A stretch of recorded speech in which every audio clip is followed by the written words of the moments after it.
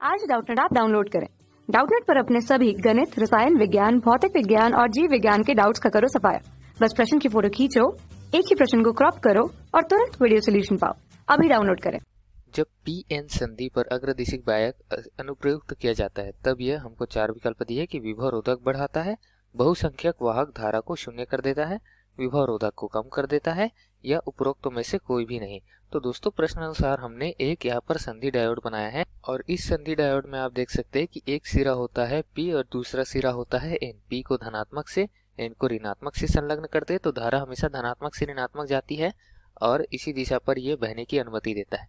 अगर हमने यहाँ पर उल्टा कर दिया, ठीक है, N को धनात्मक से और P को ऋणात्मक से संलग्न कर दिया तो धारा जो है वो धनात्मक से ऋणात्मक मतलब इस दिशा पर बहना चाहेगी, लेकिन इसकी संरचना ऐसी होती है पीएन संधि की कि इस दिशा पर धारा बहने की अनुमति नहीं देता। ठीक है, तो हमको संरचना पहले समझनी पड़ेगी। संरचना समझने के लिए क्या करेंगे, हम P और N दो टाइप के अर्धचालक यहाँ पर बना देते हैं। कैसे बने होते हैं वो भी देख लेते हैं। ठीक है, तो मैंने यहाँ पर बना दिया P टाइप और N टाइप अर्धचालक। तो दोस्तों P टाइप पे क्या है, जैसा नाम से स्पष्ट है, ये P है मतलब धनात्मक है और इसको हम धनात्मक से संलग्न करते हैं तो इस पे कोटर्स होते हैं। ठीक है, इलेक्ट्रॉन की अधिकता नहीं होती, कोटर की अधिकता होती है, उसको दर्शा देते हैं।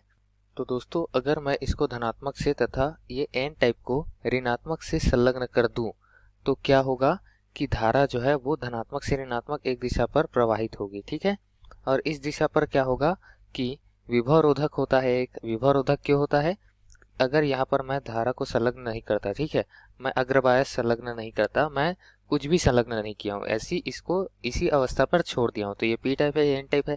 अब क्या होगा, जो इलेक्ट्रॉन्स होंगे वो आंतरिक दिशा पर होल्स पे जाएंगे। ठीक है, ये इलेक्ट्रॉन क्या होंगे, कोटर पे जाएंगे। ठीक, अब कोटर पे जाकर दोस्तों ये दोनों एक अवक्षेप परत बनाते हैं। ठीक है, क्योंकि इलेक्ट्रॉन जो है वो कोटर पे जाकर समाहित हो जाएगा, उसके बाद आगे के इलेक्ट्रॉन या कोटर पे नहीं जा पाएगा। ठीक है, क्योंकि अवक्षेप परत का निर्माण यहाँ पर हो चुका रहेगा, उसको यहाँ पर बनाकर दर्शा देते हैं। कुछ इस तरीके से अवक्षेप परत बन जा रहा है। ठीक है दोस्तों, और ये अवक्षेप परत क्या होगा, एक विभव रोधक उत्पन्न कर देगा। ठीक है, और इस विभव रोधन की सहायता से धारा आगे पीछे नहीं जा सकती। ठीक है, तो अगर हम इसको पश्चिम दिशा पर मतलब पश्चिम दिशिक संलग्न करें, पश्चिम दिशिक में हम N टाइप को धनात्मक और P टाइप को ऋणात्मक करते हैं तो ये अवक्षेप परत का मान और भी बढ़ जाएगा। ठीक है दोस्तों, क्योंकि उस हिसाब से क्या हो जाएगा, हम जानते हैं कि इलेक्ट्रॉन जो है वो ऋणात्मक से धनात्मक की ओर जाती है, धारा की बहने की दिशा के विपरीत दिशा पर।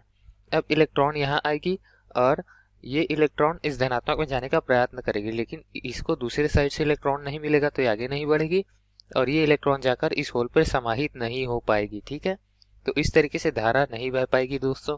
अब उसके पश्चात अगर मैं इसको देखूं, किसी भी संलग्न नहीं किया मैंने अग्रदिशिक पश्चिम दिशिक पर, तो यहाँ पर एक विभव रोधन उत्पन्न हो जाएगा। ठीक है, दोनों के बीच, और वो विभव रोधन कितना रहेगा, लगभग 0.7 वोल्ट का रहता है। ठीक है दोस्तों, उतने वोल्ट का विभव रोधन यहाँ पर रहता है और विभव यहाँ पर खुद ही उत्पन्न हुआ रहता है, लेकिन ये P टाइप में उसका धनात्मक रहता है और N टाइप में उसका ऋणात्मक रहता है।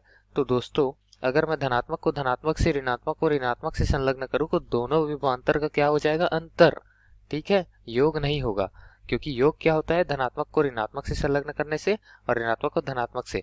तो यहाँ पर विभव रोधन का कार्य करेगा, जो यहाँ पर विद्युत वाहक बल उत्पन्न हो जाएगा 0.7 वोल्ट का वो इस एवलांच पे। ठीक है, अब दोस्तों जैसे ही मैं इसको धनात्मक से तथा ये N टाइप को ऋणात्मक से संलग्न करता हूँ तो ये N टाइप यहाँ पर जितने इलेक्ट्रॉन यहाँ आए थे अवक्षेप परत बनाने ना दोस्तों, तो उस हिसाब से क्या होगा, यहाँ इलेक्ट्रॉन जो खाली हुए थे वो इलेक्ट्रॉन यहाँ ऋण से भी आना चालू हो जाएंगे। ठीक है, यहाँ क्या आ जाएंगे, इलेक्ट्रॉन आना शुरू हो जाएंगे। ठीक, अब यहाँ पर इलेक्ट्रॉन आ जाएंगे और ये खाली जगह जो यहाँ पर N टाइप में हो जाती थी वहाँ इलेक्ट्रॉन वापस आ जाएंगे तथा जो इलेक्ट्रॉन यहाँ एक्स्ट्रा आ रहे हैं वो इलेक्ट्रॉन इस धन कोटर से होते हुए कहाँ चले जाएंगे, धनात्मक पर, और परिपथ को पूर्ण कर देंगे।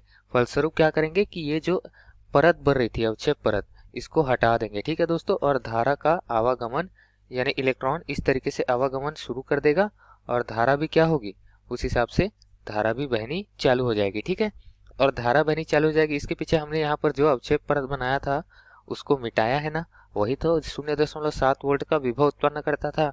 तो अगर अग्रदिशिक करते थे तो विभव रोधन का कार्य करता था। ठीक है, तो वो क्या हो जा रहा है, कम हो जा रहा है।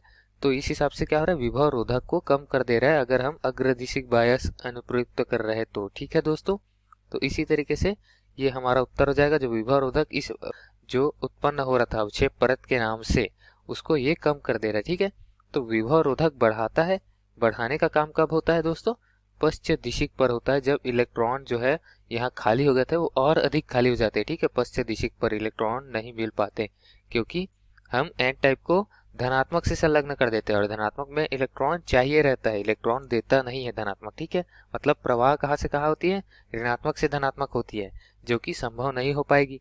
ठीक है, तो ये पश्च दिशिक पे विभव रोधन बढ़ता है, यहाँ पर अग्रदिशिक बोला है, तो ये विकल्प हो गया हमारा गलत। दूसरा क्या है, बहुसंख्यक वाहक धारा को शून्य कर देता है। अगर पी टाइप पे देखें तो यहाँ कोटर्स होते हैं और एन टाइप पे देखें तो यहाँ इलेक्ट्रॉन जो होते हैं वो बहुसंख्यक वाहक होते हैं।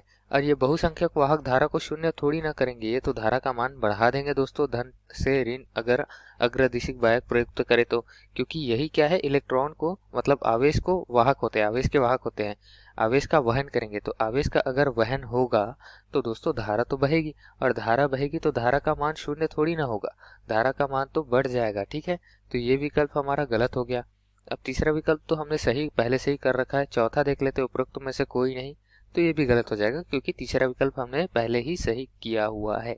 ठीक है, तो इस तरीके से हम तीसरा विकल्प का उत्तर दे सकते हैं। ठीक है दोस्तों, धन्यवाद।